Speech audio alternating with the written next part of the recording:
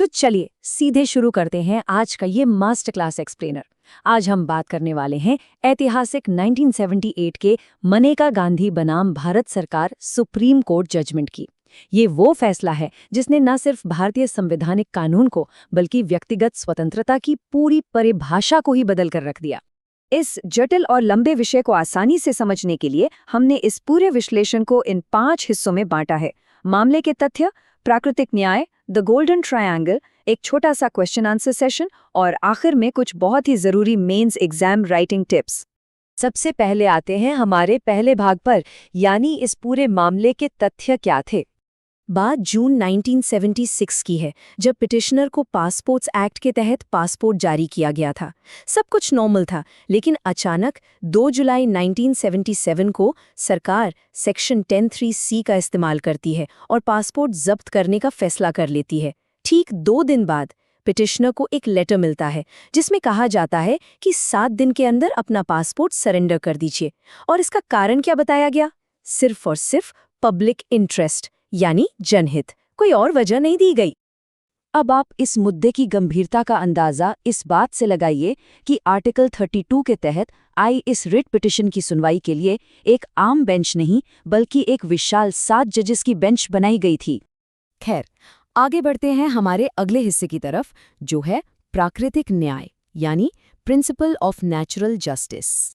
यहाँ एक बहुत ही अहम कानूनी सिद्धांत सामने आता है जिसे हम ऑडी ऑल्ट्रम पार्थम कहते हैं। आसान शब्दों में कहें तो ये नेचुरल जस्टिस का एक बुनियादी नियम है कि किसी भी व्यक्ति का पक्ष सुने बिना आप उसे सजा नहीं दे सकते। अब सोचिए, सरकार ने पासपोर्ट जब्त करने का आदेश तो दे दिया, लेकिन उन्हें अपनी बात रखने का कोई मौका ही नहीं दिया गया। ये तो सीधे तौर पर इस सिद्धांत का उल्लंघन था। अगर हम फैसले की बारीकियों पर ध्यान दें तो इस डॉक्यूमेंट में कोर्ट ने लॉर्ड डेनिंग के शब्दों का हवाला दिया है। उन्होंने स्थापित किया कि जब किसी व्यक्ति की आज़ादी छीनी जाती है तो उस पूरी प्रक्रिया में फेयर प्ले इन एक्शन दिखना चाहिए, और इस फेयर प्ले के लिए एक फेयर हियरिंग यानी सुनवाई का मौका मिलना बेहद अनिवार्य है। कोर्ट ने अपना फैसला सुनाते हुए बिल्कुल स्पष्ट कर दिया कि प्रोसीजर एस्टैब्लिश्ड बाय लॉ का मतलब सिर्फ एक कानून पास कर देना भर नहीं है। उस प्रक्रिया को किसी भी हाल में आर्बिट्रेरी, अजीब या अटपटी नहीं होना चाहिए। उस कानून को मूल रूप से निष्पक्ष और तर्कसंगत होना ही पड़ेगा। और यहीं से हम आते हैं इस एक्सप्लेनर के सबसे दिलचस्प और दिमाग खोल देने वाले हिस्से पर, द गोल्डन ट्रायंगल। आप जानते हैं, इस फैसले ने ए.के. गोपालन केस के पुराने नजरिए को पूरी तरह उलट कर रख दिया। 1950 के उस फैसले में संविधान के अलग अलग आर्टिकल्स को आइसोलेटेड द्वीप यानी अलग अलग टापू माना गया था, लेकिन मेनका गांधी केस में कोर्ट ने कहा कि नहीं, ये सभी आर्टिकल्स एक दूसरे से जुड़े हुए हैं और मिलकर एक बहुत ही शक्तिशाली एकीकृत ढांचा बनाते हैं। तो आखिर इस गोल्डन ट्रायंगल में है क्या?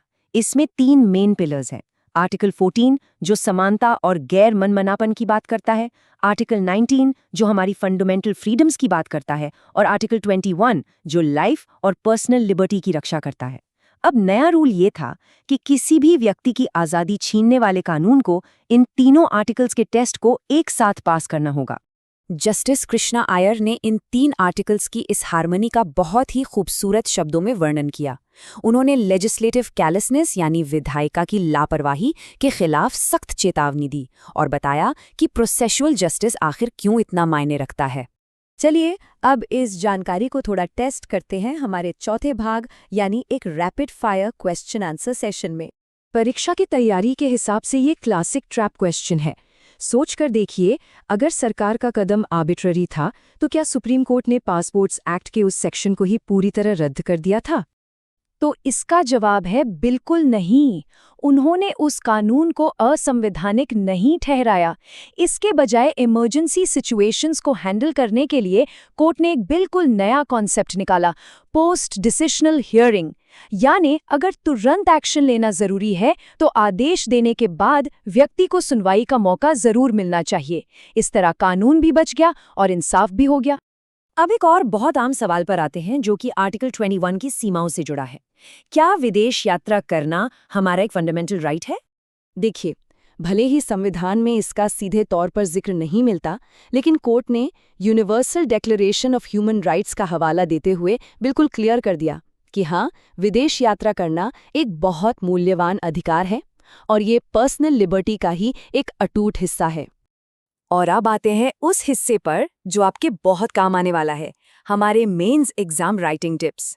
अगर आप एग्जाम में टॉप मार्क्स लाना चाहते हैं तो कुछ खास कीवर्ड्स को अपने आंसर्स में शामिल करना बहुत ज़रूरी है।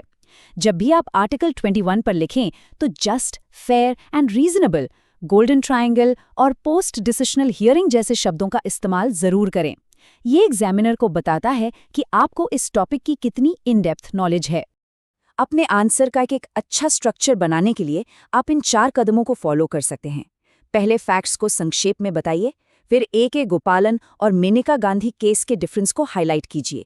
तीसरे स्टेप में गोल्डन ट्रायंगल को समझाइए और आखिर में ड्यू प्रोसेस के कॉन्सेप्ट के साथ अपना कंक्लूजन दीजिए। एकदम सॉलिड लीगल आर्ग्यूमेंट बनेगा। हमें पूरी उम्मीद है कि इस स्ट्रक्चर्ड एक्सप्लेनर से आपको इस जटिल टॉपिक पर एकदम क्लियर समझ मिली होगी। अगर आपको ये सेशन अच्छा लगा तो प्लीज़ चैनल को सब्सक्राइब, लाइक और शेयर ज़रूर करें ताकि हम आगे भी आपके लिए ऐसी इन डेप्थ मास्टर क्लासेस लाते रहें। जाते जाते एक आखिरी सवाल आपके विचार के लिए छोड़कर जा रहे हैं। एक आम प्रोसीजर एस्टैब्लिश्ड बाय लॉ से ड्यू प्रोसेस तक का ये सफ़र आज की तारीख में हमारी और आपकी व्यक्तिगत आज़ादी को आखिर कैसे सुरक्षित करता है। सोचे कि कैसे 1978 का एक सिंपल सा पासपोर्ट विवाद आज भी हर नागरिक को मनमाने कानूनों के खिलाफ एक मजबूत ढाल प्रदान करता है। आपके समय के लिए बहुत बहुत शुक्रिया।